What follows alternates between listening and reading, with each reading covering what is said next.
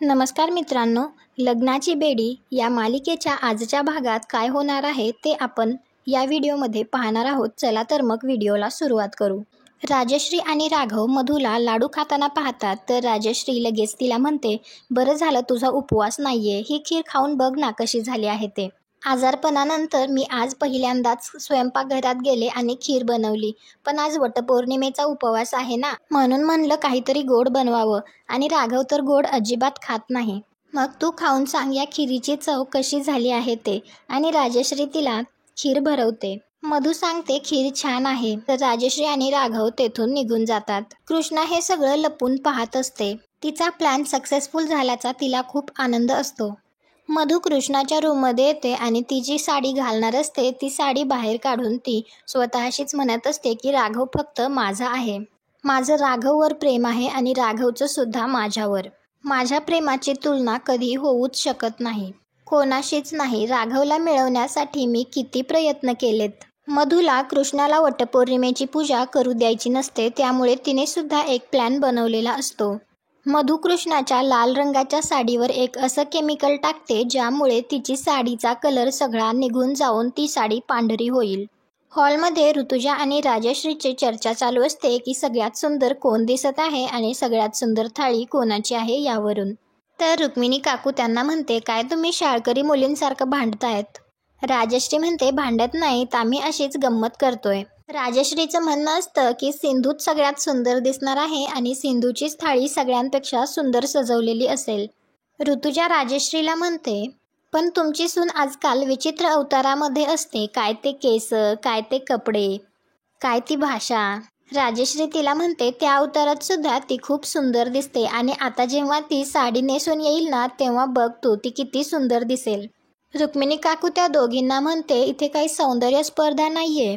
पूजेचा मुहूर्त टळायला नको. असं करा, तुम्ही दोघी पुढे व्हा, सिंधूला राघव घेऊन येईल, म्हणजे तिच्यामुळे तुम्हाला उशीर व्हायला नको.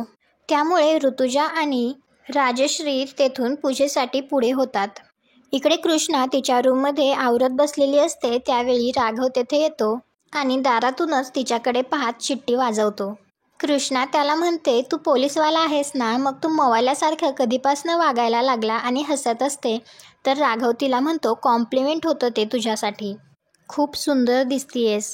कृष्णा त्याला म्हणते, तू आपल्याशी फायटिंग करतोय का. तर राघव तिला म्हणतो, फ्लर्टिंग करतोय मी. कृष्णा त्याला विचारते, तू इथे कशासाठी आलायस. राघव म्हणतो, मी आईचा निरोप घेऊन आलोय. आईने सिंधूला बाहेर बोलावलंय. ती म्हणाली जर सिंधू तयार झाली असेल तर तिला घेऊन ये, पूजेचा मुहूर्त टळतोय. कृष्णा त्याला म्हणते, तसं माझं आवरून झालंय, पण या साडीच्या लुकमध्ये काहीतरी कमी आहे. मी सगळं केलंय परंतु तरीही काहीतरी कमी असल्यासारखं वाटतंय. राघव तिच्याकडे पाहतो आणि तिच्या जवळ जात जातच आरशावरील टिकली काढून ती कृष्णाला लावतो आणि तिला म्हणतो, आता कंप्लीट वाटतंय.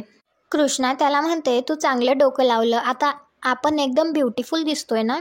त्यावेळी राघवला कोणाचा तरी फोन येतो. तो खिशातून फोन काढणार तेवढ्यात त्याचा फोन खाली पडतो. तो फोन घेण्यासाठी तो खाली वागतो तर त्याला बेडखाली एक जेवणाचं ताट दिसतं, त्यातलं काहीच खाल्लेलं नसतं. त्यामुळे त्याला खात्री पटते की ही कृष्णा नाही तर सिंधूच आहे आणि तिने त्याच्यासाठी उपवास केलेला आहे. त्यानंतर कृष्णा पूजेला जाण्यासाठी तयार झालेली असते. ती पूजेची थाळी घेऊन बाहेर हॉलमध्ये येते. तर राघव तिच्याकडे पाहून म्हणतो, कृष्णा तू खूप सुंदर दिसतीयेस. तर कृष्णा त्याला म्हणते, साडी ज्या काठीला नेसवली आहे ना त्या काठीला कळतं, तुला काय जातं चिकनी म्हणायला. आपण ना पटकन हे चेंज करून येतो. राघव तिला म्हणत असतो, आता चेंज नको करू, ही साडी तुझ्यावर छान दिसतीये. कृष्णा तरी पण ऐकत नसते. तर राघव तिला म्हणतो, आईसाठी प्लीज. तर कृष्णा त्याला म्हणते, राजश्री मदरसाठी आपण साडी ठेवू शकतो. मधू लपूनच तिने टाकलेल्या केमिकलचा परिणाम कधी होतो ते पाहत असते. कृष्णा आणि राघव तेथून निघणार तेवढ्यातच कृष्णाच्या साडीचा रंग जायला चालू होतो. कृष्णाची साडी पूर्णपणे पांढरी झालेली असते. तर कृष्णा राघवला म्हणते, आता या पांढऱ्या फटक साडीमध्ये आपण पूजा कशी करणार, तुझ्या घरचे अपशकुन मानतील तो. इकडे राजश्री आणि ऋतुजा वाट बघत उभ्या असतात. तर ऋतुजा राजश्रीला म्हणते, आपल्या सुनांनी बंड केलाय वाटतं, मला नाही वाटत त्या येतील. रेश्माला बघितलंत ना तुम्ही, माझ्या तोंडावर नकार दिला तिने. आणि ती कृष्णा असं म्हणणार असते तर म्हणते, कृपया त्या सिंधूबद्दल तर काही बोलूच नका. तिला काय लग्न न झाल्याचं आयतं कारण मिळालंय. त्या काही येणार नाहीत, आपण करून घेऊ ना पूजा. राजश्रीला मात्र खात्री असते की सिंधू पूजा करण्यासाठी नक्की येईल, त्यामुळे ती ऋतुजाला थांबवते. ऋतुजा म्हणते सिंधू त्या रेशमापेक्षा सुद्धा दुप्पट हट्टी आहे. तिने नाही म्हटलं म्हणजे तिचं नाहीच. इकडे घरी राघवला काही कलर्स ठेवलेले दिसतात, तर ते कलर्स घेऊन राघव कृष्णाच्या अंगावरती फेकतो.